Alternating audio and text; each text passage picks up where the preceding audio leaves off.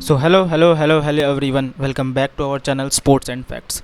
तो आज का जो हमारा वीडियो रहेगा ये टोटल स्पोर्ट्स गवर्नेंस बिल के ऊपर रहेगा, जो अभी रिसेंटली स्पोर्ट्स गवर्नेंस बिल जो कि आया है पब्लिक ओपिनियंस के लिए, पब्लिक सजेशंस के लिए, स्टेक होल्डर्स के सजेशंस के लिए, लेकिन अभी ये लीगली अप्रूव नहीं हुआ है। ये जस्ट एक ड्राफ्ट आया है और अभी टिल 25 अक्टूबर तक ये ओपन है आपके सजेशंस और आपके कमेंट्स और आपके वैल्यूएबल ओपिनियंस के लिए। ठीक है, तो आज हम ओवरऑल इस वीडियो में जो भी हम आज डिस्कस करने वाले हैं, टोटल हमारा स्पोर्ट्स गवर्नेंस बिल के ऊपर जो हमारा टोटल ये जो रहेगा हमारा डिस्कशन रहेगा। तो इसके अंदर क्या है और क्या चेंजेस आए हैं, ये अच्छा है बुरा है, ये इसके अंदर हम सारी चीज़ें क्या की पॉइंट्स हैं हम सारे इसको आज डिस्कस करेंगे। और अंतिम में वीडियो के लास्ट में मैं आपको इसका जो बिल है वो भी दिखाऊंगा और उसका जो लिंक है वो भी मैं डिस्क्रिप्शन में प्रोवाइड कर दूंगा। तो आइए आज हम बढ़ते हैं और इसके बारे में जानते हैं what is sports governance bill. तो ये जो स्पोर्ट्स गवर्नेंस बिल आया है, इसका जो ड्राफ्ट आया है, ये स्पेशली डिज़ाइन किया गया है। ये स्पेशली डिज़ाइन किया गया है किसके लिए? कुछ अहम गोल्स हैं इसके अंदर, उन गोल्स के लिए ये स्पेशली डिज़ाइन किया गया है, जिसके वजह से हमारा क्या हो सकता है, हमारा जो स्पोर्ट्स के अंदर एक जो गवर्नेंस है वो किस तरीके से अच्छा हो सकता है, उसी के लिए इस बिल को लाया गया है। वो स्पोर्ट्स के अंदर जो ये बिल है, ये जो बिल है, क्या उसके अहम भूमिकाएं रहेंगी और किस तरीके से हमारे एथिकल स्टैंडर्ड्स किस तरीके से अच्छे हो सकते हैं और इससे हमारे प्रैक्टिसेस जो हैं इसके अंदर कैसे हो सकते हैं अच्छे, आज हम इसको जानेंगे। और मेनली इसके अंदर 3 मेन बॉडीज़ को इन्वॉल्व किया गया है, ताकि जिसके आगे और कोई दूसरी बॉडीज़ या दूसरी कोई भी पॉलिटिकल एजेंडा इसके अंदर बाधा ना डाल पाएँ। इसलिए ये 3 बॉडीज़, एक है हमारा नेशनल ओलंपिक कमेटी, एक है हमारा नेशनल पैरालंपिक कमेटी और तीसरा है हमारा जितने भी स्पोर्ट्स फेडरेशन से, हमारे जितने भी सारे नेशनल स्पोर्ट्स फेडरेशन से, उनको लेके इस पूरे बिल में डिस्कशन किया गया है। और यही एक तरीके से ओवरऑल देखा जाए तो हमारा मेन इसमें स्पोर्ट्स को किस तरीके से हम आगे बढ़ा सकते हैं उसके लिए ये बिल लाया गया है। और जितने भी ऑर्गेनाइजेशंस हैं इससे रिलेटेड, उनकी अकाउंटेबिलिटी के लिए, उनकी क्रेडिटेबिलिटी के लिए ये चीज़ को स्पोर्ट्स गवर्नेंस बिल को लाया गया है। तो हम इसके बारे में और डिटेल में समझेंगे कि क्या की प्रोविज़न्स हैं, क्या इसके अंदर क्या क्या और चीज़ें ला सकते हैं, वो सारी चीज़ें हम इसके अंदर देखेंगे। तो चलिए चलते हैं। सबसे पहले हम देखते हैं कि इसके अंदर क्या क्या की प्रोविज़न्स हैं, कि क्या की प्रोविज़न्स हैं। मेन जो इसके अंदर ये जो मेन की प्रोविज़न्स, इसके अंदर चार मेन इसके अंदर लाए गए हैं जो प्रोविज़न्स हैं। सबसे पहला जो है हमारा sports regulatory board of India. तो पहले क्या था, हमारे पास कोई भी एक पर्टिकुलर बोर्ड नहीं था जो सब चीज़ों को कंट्रोल करे, हर किसी का अलग अलग अपना था। तो सबसे पहला जो चीज़ इसके अंदर लाया गया है, स्पोर्ट्स रेगुलेटरी बोर्ड को इसके अंदर इंट्रोड्यूस किया गया है। स्पोर्ट्स रेगुलेटरी बोर्ड का काम ये रहेगा कि जितने भी नेशनल फेडरेशंस हैं, जितने भी नेशनल स्पोर्ट्स फेडरेशंस हैं, वो किस तरीके से उनकी ट्रांसपेरेंसी और उनकी अकाउंटेबिलिटी के लिए ये काम करेगा। दूसरा है हमारा एथलीट्स कमीशन। एथलीट्स कमीशन मैं जैसे कि एक एग्जांपल लेना चाहूँगा, जो अभी एथलीट्स कमीशन आया किस लिए, कि जो अभी हमारे रेसलर्स, थोड़े दिन पहले हमारे जो रेसलर्स प्रोटेस्ट कर रहे थे, उनके आवाज़ को और या उनके तरफ से उनके वॉइस को रिप्रेजेंट करने वाला कोई नहीं था, वो खुद ही आ रहे थे, खुद ही सड़कों पे धरना दे रहे थे। क्या बहुत सारी चीज़ों से उनको जूझना पड़ा और गुजरना पड़ा। तो उसके लिए एक एथलीट्स कमीशन, ये एक सेपरेट बॉडी है जो कि एथलीट्स के वॉइसेस को रेज़ कर सकते हैं, एथलीट्स के वॉइसेस को रिप्रेजेंट कर सकते हैं उनके किसी भी डिसीजन मेकिंग में। तीसरा है हमारा एथिक्स, जो हमारा एथिक्स एक कमीशन आएगा तीसरा। वो एथिक्स कमीशन में क्या रहेगा कि एक इंडिपेंडेंट कमीशन बनेगा जो सिर्फ एथिकल इश्यूज़ को देखेगा, जैसे कि करप्शन हो गया या फिर कुछ कन्फ्यूजन्स हो गई, तो उन सब चीज़ों को देखने के लिए क्या है, एथिक्स कमीशन आया। ये एक इंडिपेंडेंट बॉडी बनेगी जिसके लिए वो ये सारे चीज़ों को देखेगा, कि ताकि इसके अंदर कोई दूसरी पॉलिटिकल एजेंडा ना आ पाए, कोई करप्शन ना आ पाए सिलेक्शन को लेके, किसी भी चीज़ को लेके। तो ये एथिक्स कमीशन देखेगा। ये भी हमारे स्पोर्ट्स बिल के अंदर है, एथिक्स कमीशन। चौथा जो हमारा डिस्प्यूट रेजोल्यूशन कमीशन। अब मैं बार बार रेसलिंग का एग्जांपल ले रहा हूँ, तो अब मैं एक एग्जांपल लेना चाहूँगा। जो हमारा एशियन AFC कप हुआ था, उसके अंदर आप सब ने देखा होगा, जितने भी फुटबॉल प्रेमी हैं जो भी हैं, उन्होंने देखा होगा कि एक गोल हमारे, जो कि गोल नहीं था, जो कि वो लाइन यहाँ था और बॉल लाइन के बाहर चला गया था, फिर भी उस गोल को दे दिया गया क्योंकि वीएआर नहीं था। और जब इसके लिए आवाज़ रेज़ किया गया, उसने कंप्लेंट डाला, तो इसका कुछ फ़ायदा नहीं हुआ और उन्होंने आखिरी में यही बता दिया कि रेफरी डिसीजन जो है लास्ट डिसीजन है, जबकि इसको आराम से सॉल्व किया जा सकता था। तो इन्हीं सब प्रॉब्लम्स के लिए एक डिस्प्यूट रेजोल्यूशन कमीशन हमने बनाया है, और इसके अंदर वो क्या करेंगे, सारे जितने भी डिस्प्यूट्स हो रहे हैं उनको ये रहेगा, वही इस सब को सॉल्व करेंगे। आगे चल के हम वीडियो के आगे में हम एक देखेंगे कि स्पोर्ट्स ट्रिब्यूनल एक बना है, स्पोर्ट्स ट्रिब्यूनल, और वो उसके अंदर ये डिस्प्यूट रेजोल्यूशन कमीशन के अंदर वही बॉडी रहेगी, और उनका ये रहेगा मुद्दा कि जो भी डिस्प्यूट्स हैं, जो भी कॉन्फ्लिक्ट्स हैं, वो सारा यहाँ से उनको एक सॉल्व टोटल एक फाइनल डिसीजन और एक किसी भी एक डिसीजन पे आके वो चीज़, उस चीज़ को ख़त्म किया जाएगा, बढ़ाया नहीं जाएगा उस चीज़ को, एक तरीके से एक डिसीजन में लाया जा सकता है इन सब चीज़ों से। तो ये थे हमारे कुछ की प्रोविजंस, और चलिए हम आगे देखते हैं और क्या है इन सब में। नेक्स्ट है इलेक्शन एंड गवर्नेंस।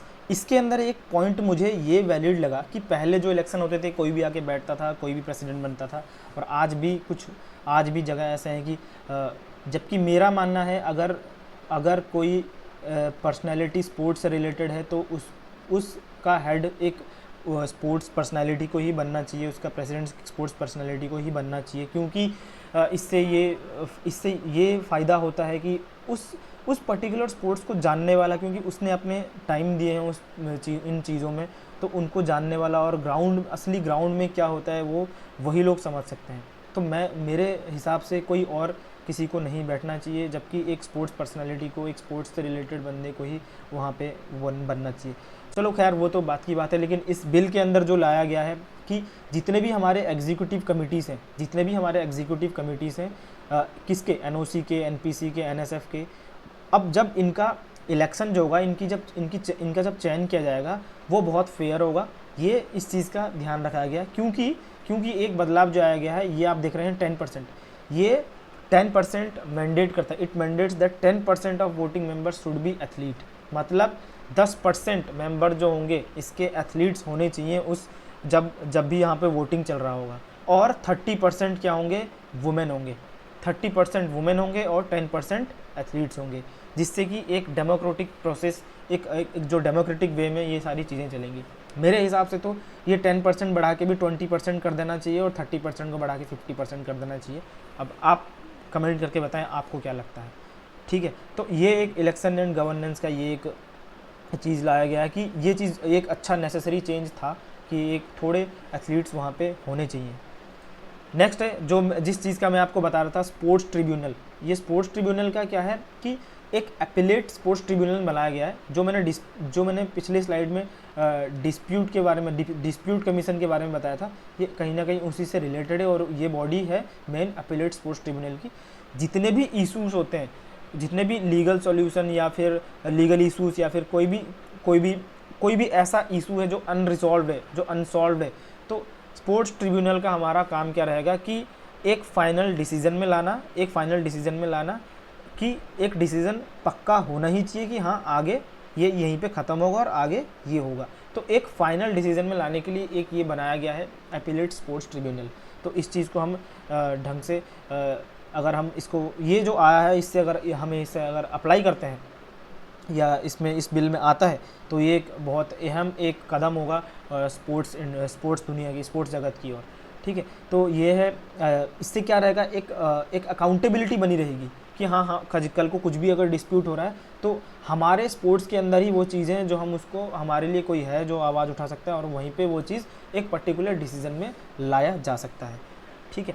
तो नेक्स्ट है हमारा कंप्लायंस एंड पेनल्टीज़। ये जो पेनल्टीज़ हैं ये किन के लिए हैं, कुछ ऐसे इंडिया में कुछ ऐसे एनएसएफ हैं, मतलब नेशनल स्पोर्ट्स फेडरेशन तो नहीं, कुछ ऐसे स्पोर्ट्स फेडरेशन हैं जिनसे जो क्या है मतलब एक तरीके से ये कह सकते हैं कि ज़बरदस्ती इंडिया का फ्लैग लगा के और बोला जाता है कि हाँ ये इस एक स्पोर्ट्स फेडरेशन है, बहुत जाना माना स्पोर्ट्स फेडरेशन है, उनके पास कोई अकाउंटेबिलिटी नहीं होती है, वो पर्टिकुलरली कोई उनके पास कोई रेगुलेटरी बोर्ड नहीं होती है। तो ये उनके लिए है, एक पेनल्टी लगेगी उनको अगर अगर आप में से जो भी ये देख रहे हैं, अगर आप भी कोई ऐसा फेडरेशन कुछ ऐसा रन कर रहे हैं बिना कोई रेगुलेटरी के, बिना कोई गाइडेंस के, या बिना कोई ऊपर प्रॉपर चैनल के, तो आप इमिडिएटली उसको बंद कर दें, वरना आपको बहुत हैवी पेनल्टी लग सकता है।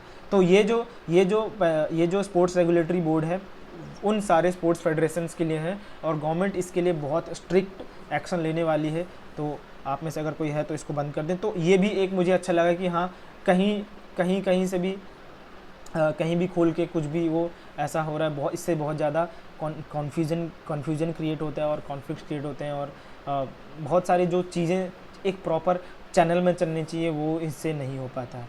तो ये एक सीरियस स्टेप गवर्नमेंट ने लिया है, और ये मेरे ख्याल से एक सही स्टेप भी है।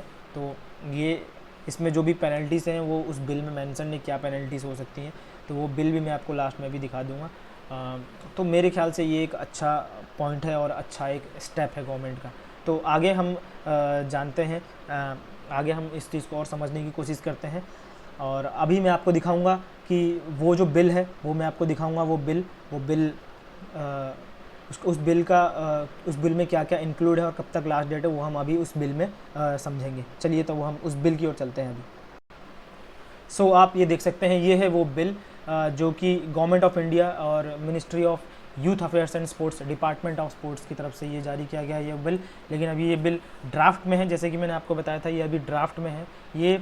इसमें भी ये आपको स्टार्टिंग में ये लिख के बताया गया है कि ये अभी जो ओपन है, ये जो डोमेन ओपन है, ये open for comments and suggestions from general public and जो अलग अलग स्टेक होल्डर्स है उनके लिए ये ओपन है। कब तक ओपन है ये आप देख सकते हैं, 25 अक्टूबर 2024 तक ये ओपन है। ये लेटर आया था, ये ड्राफ्ट आया था 10 अक्टूबर 2024 तक, 10 अक्टूबर 2024 में ये लेटर आया था। और इसमें जो भी आपके कमेंट्स हैं, जो भी आपके सजेशंस हैं, वो आप चाहे तो ये जो मेल दिखाई दे रहा है, ये इस मेल पे आप अपने कमेंट्स और सजेशंस को पोस्ट कर सकते हैं। या तो यहाँ पे एक एड्रेस दिया गया है, यहाँ पे ये एड्रेस दिया गया है, इस एड्रेस में आप उस चीज़ को पोस्ट कर सकते हैं। बाय पोस्ट भी आप इसको भेज सकते हैं इस एड्रेस पे। तो आपके जो भी कमेंट्स और सजेशंस उनको अगर बेहतर लगे, अगर वो मॉडिफिकेशंस उनको अच्छे लगे, तो वो इनको अप्लाई ज़रूर करेंगे। लेकिन उससे भेजने से पहले आप ये सारे पॉइंट्स देख लेना, क्योंकि वो सारे पॉइंट्स आपके इन्हीं में से होने चाहिए। और एक जो इम्पॉर्टेंट बात है, मैं आपको बता दूं कि आप में से कुछ अगर ऐसे कुछ लीगल इश्यूज़ की तरफ मत जाना इसके लेके, क्योंकि ये जो टोटल ये जो है, ये सिर्फ और सिर्फ पब्लिक डिस्कशन के लिए ओपन है अभी। ठीक है, यहाँ पे लिख दिया गया है for public discussions only, not valid for legal purposes. तो अभी लीगल पर्पसेस के लिए ये वैलिड नहीं है, सिर्फ ओपन है।